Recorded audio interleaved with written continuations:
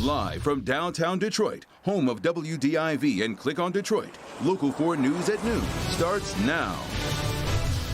Getting vaccinated as quickly as possible. What the state's top doc is saying about Michigan's strategy to get everyone the COVID vaccine. Taking a look outside, that snow is moving out, but the Arctic cold has arrived. Ooh, it's a cold one. Good afternoon, everybody. I'm Karen Drew, and the big story today is the weather. Metro Detroit is digging out from snow from yesterday and early this morning, but now that cold is just quickly moving its way into our area. Let's get to Paul Gross. Paul, just how much snow did we get?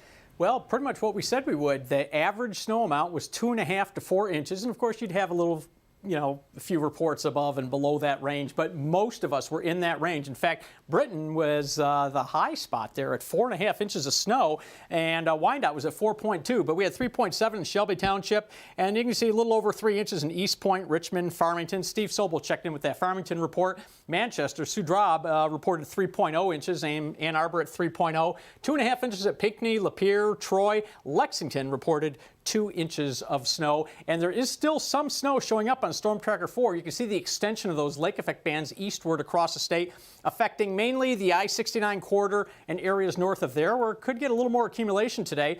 But look at these temps. We have dropped from the 30s overnight into the teens, where we are stuck through the afternoon. Wind chills averaging near zero, even a little below zero in some spots across the area. And we're watching those wind gusts carefully, still gusting between 25 and 35 miles per hour. So it is a nasty, nasty day out there. And once again, those snow showers are going to be the key for the afternoon, along with the cold. We will talk about the accumulating snow coming this weekend in just a few minutes, Karen. And don't forget, by the way, we have the Local Forecasters app. That will give you live radar. That'll give you temperatures, wind, everything you need, including our own forecasts and special videos. Just go to the App Store, search under WDIV. It's right there and it's free. Karen? All right. Thank you, Paul.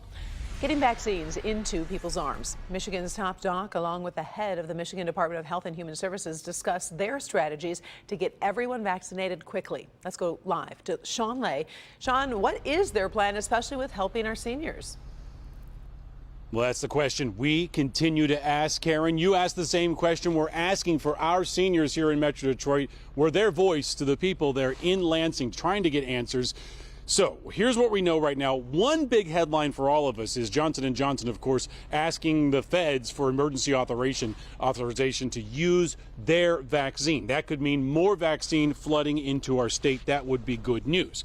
Let's talk about our seniors, though. Local 4 Defenders, we've been trying to be the voice of you, our seniors who have nowhere to turn truly in many areas to get that first vaccine shot. So just now, Karen, as you mentioned, the state Department of Health and Human Services, they laid out how the state decides where to send those vaccine doses as soon as they come in from the federal government. I'm not going to bore you with the 15 different factors the state is using and what they're calling the vulnerability index. However, that formula, many local leaders are telling us, is simply failing our seniors. So I asked this question just now.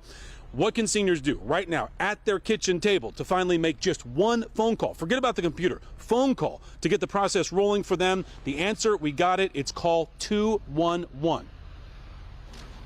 We would recommend that they contact 211 and work with the 211 providers and call center to help facilitate either making an appointment or being able to get onto a waiting list to make an appointment. And 211 is up and running today for that service?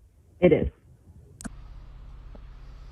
All right, so that's news. That's different from going to the computer and being asked to make an appointment when your health provider simply isn't even taking appointments. So calling 211, the state just told us that the phone banks are up and running for everyone who's vulnerable, everyone who wants a dose, but especially seniors who don't want to mess with the computer. Call 211. Karen, I'm going to test it out with a senior right now. We'll bring you the results of what happens at 5 o'clock. Back to you. We look forward to that report. Thanks, Sean. Now let's get to the latest with the coronavirus. Governor Whitmer announcing the pause on winter sports will be lifted starting Monday. Student athletes must wear masks, and if their sport doesn't allow for that, they must be tested. This comes as the state reported more than 1,300 cases of the virus, along with 74 more lives lost, including 63 from a review of past records. As Sean just said, Johnson & Johnson is asking the FDA for emergency use authorization of its one-shot vaccine. The company says it could provide 100 million doses to the U.S. by the end of June. The FDA will discuss the authorization on February 26th. Detroit firefighters continue to battle a 3-alarm fire on the city's west side. We know crews have been on Grand River near Lothrop for about 6 hours now. Huge flames could be seen coming out of a vacant building. We're told one person was hurt, but they are expected to be okay. Investigators are working to determine what started the fire. We're also learning new information about the DDOT bus crash on I-96 at Outer Drive. We're told the driver was ejected from the bus as the result of this accident. She was treated for minor injuries on the scene and transported as a precaution. An investigation is underway to determine what led to the crash. In an early morning vote, Vice President Kamala Harris cast her first tie-breaking vote in the U.S. Senate. The votes happened around 5 this morning and was to proceed with the COVID relief budget talks. Before they got there, senators voted on roughly 40 amendments in which any senator could offer an amendment to the budget measure. Tracy Potts has the latest from Washington.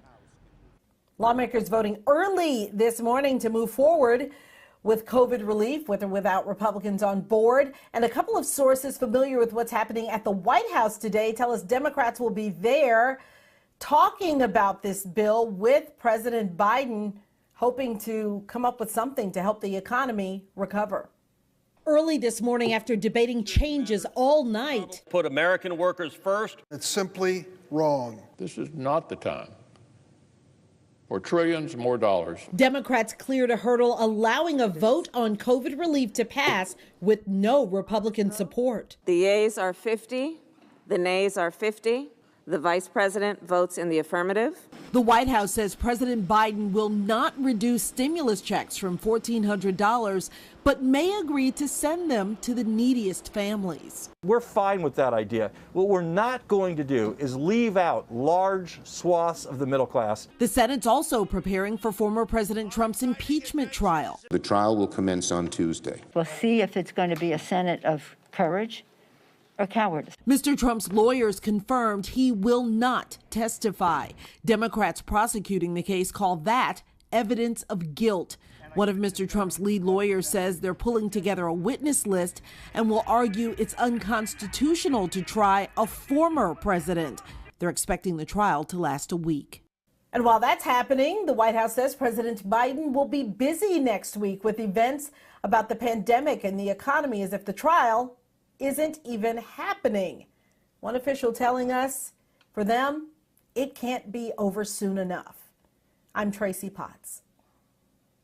In an emotional speech on the House floor Thursday, Congresswoman Rashida Tlaib pleaded with her Republican colleagues to take last month's attack on the U.S. Capitol seriously.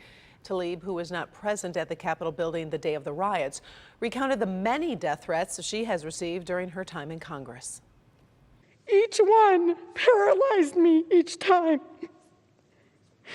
So what happened on January 6th, all I could do was thank Allah that I wasn't here.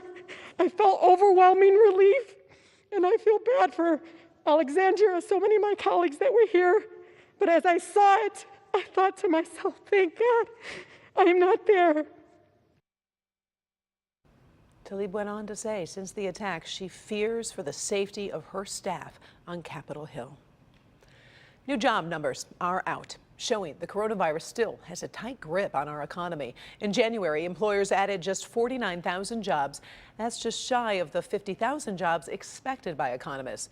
But those hires follow more than 225,000 job cuts in December. The unemployment rate fell slightly last month to 6.3%. And that comes with a drop in the number of people who were working or looking for a job. Coming up is Super Bowl weekend, and one man known as the Mattress Mac is banking on a Tampa Bay win. See just how much he's putting down for the Buccaneers to win the big game. But first, it's going to be the first time a stadium is not 100% full. Next, how this year's big game is looking different.